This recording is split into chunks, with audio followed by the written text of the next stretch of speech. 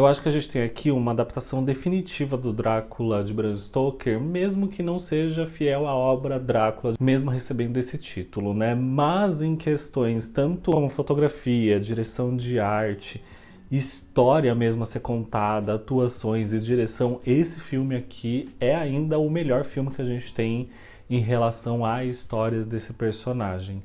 Mesmo ele sendo de 1992, já tendo completado aí quase 33 anos. Mas antes da gente começar o vídeo, olá, meu nome é Marcos Diniz com IZ no final. Vou pedir para você se inscrever aqui no canal já, que assim faz com que os vídeos sejam recomendados para mais pessoas e o canal possa crescer aí conforme o passar do tempo. Curta o vídeo também, que isso daí é importante, porque sim, com interação, a plataforma é obrigada a recomendar o vídeo para outras pessoas. Eu falo aqui sobre direção de arte, cenografia, em audiovisual no geral, né, principalmente em filmes, séries e teatro. Eu também tenho um podcast sobre arquitetura, que ele é quinzenal, então teve episódio na semana passada, o próximo será na semana que vem. E aí, sem mais delongas, a gente já pode ir direto pro vídeo, porque eu vou ter bastante coisa para falar. E primeiro que assim, principalmente hoje, depois de tantas adaptações, ainda bem que eu esperei um pouco para poder fazer esse vídeo, porque eu assisti essa semana o filme Drácula, do Luc Besson, que é um outro diretor até que meio consagrado aí na fantasia e na ficção científica, ficção fantasiosa, que ele fez uma adaptação do Drácula, mas também tomando ali sua liberdade de utilizar só do personagem algumas características dele para criar uma nova história em cima dele. Mas a gente teve também aí no ano retrasado, passado, agora já não lembro porque estamos em agosto já e parece que o ano passou voando, né? Mas tivemos o Nosferatu pelo Robert Eggers e eu acredito que tem diversas questões dentro desses filmes que dá pra gente discutir e trazer também como um ponto, não de comparação, porque eu acho que como produções diferentes não dá pra gente ficar comparando muito. Mas sim, dá pra gente trazer questões importantes como a forma de você contar a história e coisas que funcionaram em um e outro não e que foram utilizados nos três filmes. E o Francis Ford Coppola, por mais que ele tenha muitos deslizes aí na carreira, ele tem ali seus filmes icônicos. Aqui a gente tem pelo menos uma produção que é a mais importante do cinema até hoje, depois do cinema clássico ali no início. Ele conseguiu trazer a essência de um personagem, tanto em relação romântica como aterrorizante, e até mesmo a forma dele construir todos os cenários e como que essa composição é importante para que a história seja contada de uma forma coesa e completa, né? Mesmo que ali nas entrelinhas, sem necessariamente ele ficar expondo textualmente o que ele quer contar ali na história. E também a icônica atuação ali do Gary Oldman, que eu acredito que seja uma das melhores da carreira dele e também um dos melhores filmes que ele já fez. E olha que o Gary Oldman aí, maravilhoso, tem uma carreira gigantesca e fez muitos trabalhos gigantescos. Para começar, o filme ele tem como designer de produção o Thomas E. Sanders, que ele é ali também um diretor de fotografia que acabou trabalhando com o Guillermo del Toro em algumas produções. Quem cuidou da criação dos desenhos conceituais para esse filme foram o Mentor Webner, Peter Ramsey e Mike Mignola, que se juntaram ali, né, com o próprio Coppola para fazer todo o trabalho de criação visual do filme em formato tanto de storyboards como criação estética dele, como que seriam os trabalhos. Que a ideia deles aqui, primeiro, que era economizar, né? Porque eles queriam antecipar o filme em todos os formatos que eles pudessem, né? Então eles criaram todo o conceito storyboards com todas as referências que eles queriam trazer, tanto de forma de filmagem, locação de câmera e como que aquilo ia ser trabalhado dentro dos cenários, principalmente porque eles queriam trabalhar como mote de gravação do filme efeitos visuais e concepções artísticas que foram usadas ali no início do cinema, né? Então eles iriam se espelhar bastante ali no cinema do expressionismo alemão no início do século, né? Então eles pegam muitos de referências tanto artística dentro dos cenários deles, como no Castelo, pegando uma referência até chegando a ser minimalista para poder trabalhar todos os outros conceitos do cinema expressionista dentro das sombras e ângulos de câmeras nos cenários. E não só porque ele queria trabalhar o expressionismo, né? Era muito importante ter um minimalismo e trabalhar muito como a fotografia e os efeitos expressionistas iriam usar no filme por conta do figurino que a gente vai falar mais lá pra frente, que é um ponto bem importante. Mas aqui ele pega muito como referência, tanto em tratos de filmagem quanto em figurinos, filmes clássicos do expressionismo alemão, tanto quanto filmes europeus, contos de fadas que foram feitos ali na Europa no meio do século, né? Então, uma das várias referências para esse filme acabou sendo o próprio A Bela e a Fera, de 1946, que ele é um filme fantasioso, surrealista. A gente tem tratos de câmera e fotografia ali que eu não tinha visto ainda no cinema, que tem muitas coisas que eu acredito que podem ter sido de referência para a criação de diversos outros filmes e como abordar determinadas cenas dentro de um cenário, principalmente em cenários onde você tem muito contraste de escuro e claro, e como que isso vai ser filmado em ambientes hostis, de tensão para aquela cena. Eu vi o filme recentemente, eu acredito que ele consegue trazer uma tensão muito mais forte do que muita coisa que a gente chegou a ver no filme de terror, e olha que isso aqui é um filme de contos de fadas. Então, quando a gente começa a sair um pouco dessa configuração artística que foi criada para a primeira parte dos cenários, né, a gente tem também que incluir o figurino aqui como parte do cenário, exatamente porque o Francis Ford Coppola tentou trabalhar junto com os artistas dele, principalmente a Eiko Ishioka, que é a figurinista, para que ela e os outros artistas que fossem trabalhar nesse setor de maquiagem, cabelo e figurino trouxessem todas as referências esquisitas. Ele queria sair muito do convencional de que a gente tem de Bico de Viúva, as capas e maneirismos que tem do Drácula, né? Ele queria criar um novo personagem, e isso aí acabou sendo muito possível, principalmente porque todas as filmagens em relação ao Drácula foram feitas no final da produção.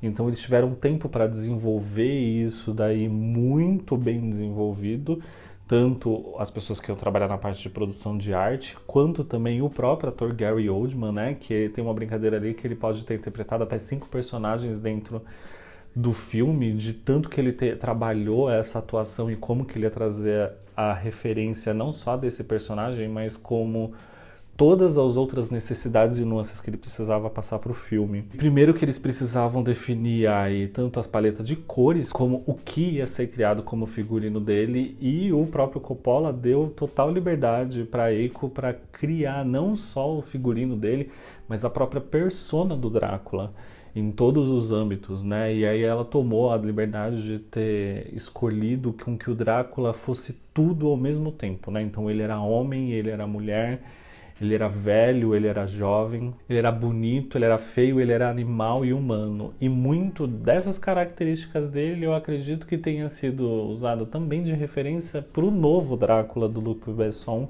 que acabou sendo quase uma cópia descarada. Eu acredito que dá pra falar descarada, porque você consegue ver muito do que tem ali no Drácula de Bram Stoker no personagem Drácula que foi criado aqui para esse filme. E óbvio, né, a gente vê que existem coisas que foram muito bem utilizadas no novo filme, né, ou reutilizadas no novo filme, mas que ainda assim soam às vezes como uma piada do que é o Drácula de Bram Stoker, ou uma caricatura do que é o Drácula de Bram Stoker, até porque nenhum desses personagens são reais ou fiéis ao livro, né? Eles não têm referências claras de o que é isso. A gente tem muito o que a Eiko disse como referência e o que ela queria fazer nesse Drácula no Drácula do filme, do livro, né? De que ele não era nenhum, nem era outro, né? Ele não era humano, ele não era animal, e ter isso daí, né? Como não sendo um ou outro, ela se aposta dizendo que ele é tudo isso.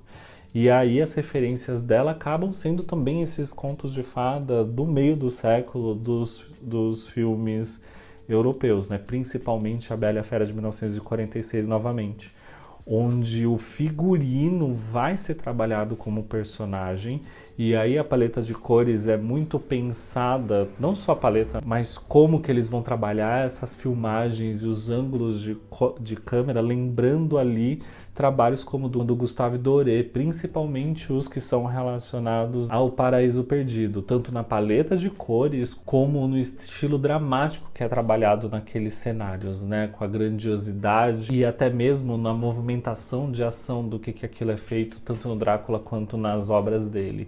Então aqui a gente tem uma saturação muito grande de vermelho e de algumas outras cores que são tratadas ali no filme, mas principalmente no figurino do personagem do Drácula, que a gente vê evoluindo em um figurino que passa em diversos momentos ali, né, até por um extremamente glamuroso, que aí tem de referência da Bela e a Fera de 1946. Eu espero que eu esteja conseguindo colocar imagens aqui. Eu evito colocar imagens de filme, né? Qualquer coisa eu coloco um print, não tem problema. E aqui, quando a gente tem essa definição de o que vai ser trabalhado no começo do filme, a gente começa também a pensar nos outros cenários, onde a grande parte deles acaba sendo na Inglaterra convencional, né, onde vai trabalhar do Art Nouveau como boa parte do cenário, trazendo muitos ornamentos florais e como a própria arquitetura da Inglaterra naquele período ali, onde eles pensam como sendo a história do Drácula se passando. Mas eu acho que uma decisão que acabou sendo muito acertada e que eu acho que é muito importante nesse filme e que eu acho que é uma das melhores coisas é que ele é trabalhado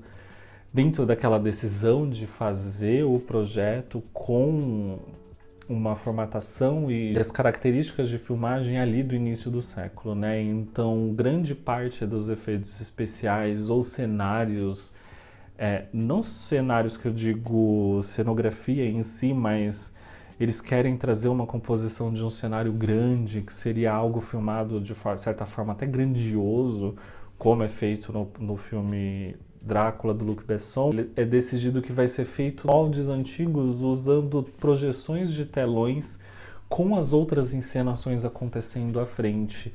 E também ali, né, a gente tem muito de construção de miniaturas de cenário e tentar trabalhar de certa forma sempre com um ângulo de câmera e em determinados momentos até ilusão de ótica e manipulação de movimentos em sombra, né?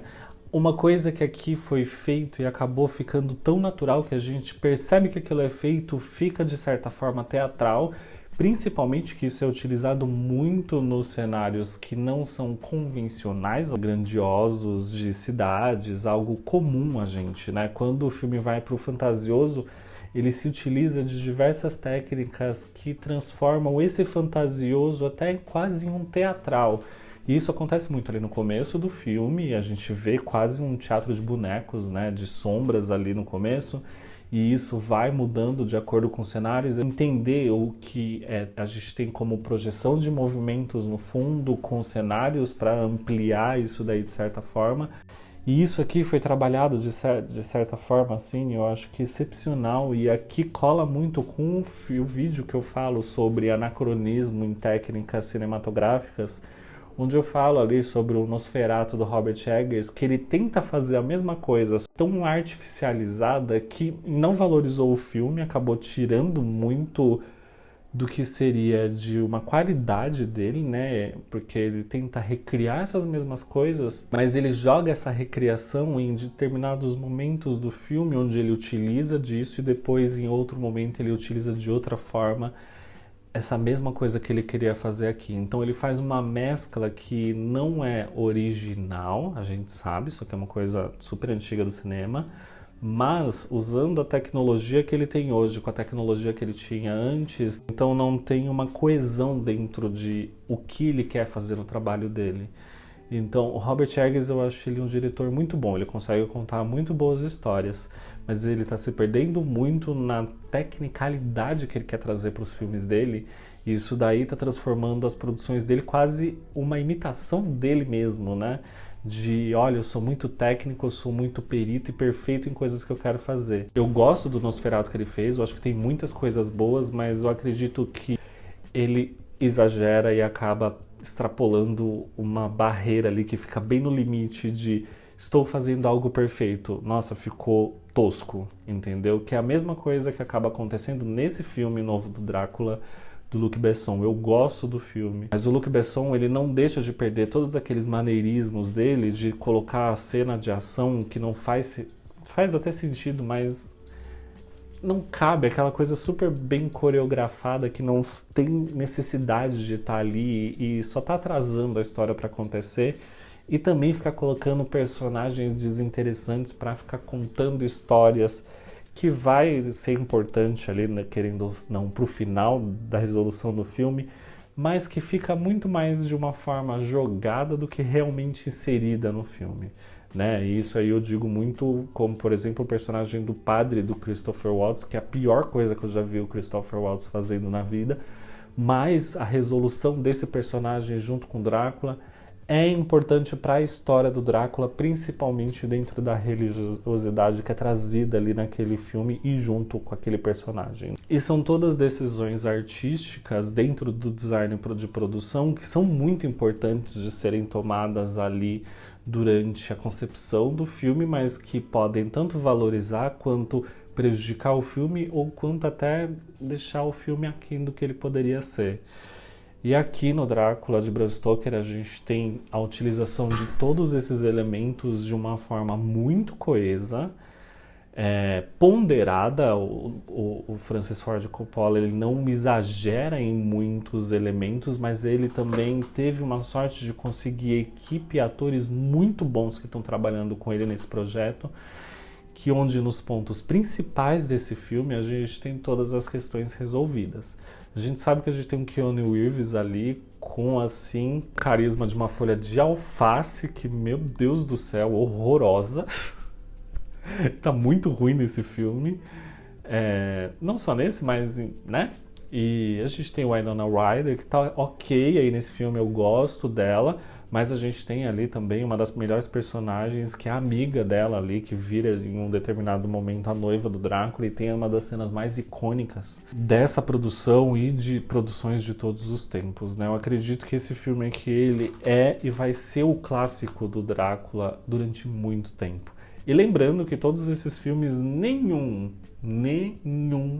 tem assim uma proximidade tão grande do livro do Drácula do Bram Stoker, porque não existe romance no Drácula, né? É um desejo simplesmente de destruição que existe no filme, não um desejo de amor, né? É quase um eu quero, eu posso, eu vou fazer, e não tem aquela vontade de querer ter um romance ou aquela personagem tá ali pra... Enfim, gente, eu já fiz uma resenha aqui do livro, eu vou deixar ela linkada aqui no final. Todos os vídeos que eu já falei aqui. Talvez eu faça uma resenha do filme Drácula do Luc Besson em shorts, então qualquer filme que eu veja agora e eu vá fazer recomendação, eu tenho feito nos shorts, eu não faço mais vídeo longo sobre ele e é recomendação, tá? Não é crítica nem nada, porque eu não faço críticas de filmes. Tudo que eu recomendo, se eu não gostei do filme, ele não vai estar lá, então tudo que eu recomendo vai estar nos shorts. E vou usar os shorts também para fazer algumas outras brincadeiras, trazer algumas outras informações sobre cinema, e os vídeos longos vão ficar para as discussões e para filmes e para tratamento de direção de arte em outros projetos, tá bom? Então se inscreva aí no canal, curtam o vídeo, e aí aqui já ficou longo demais e a gente se vê no próximo vídeo. Até mais, tchau, tchau!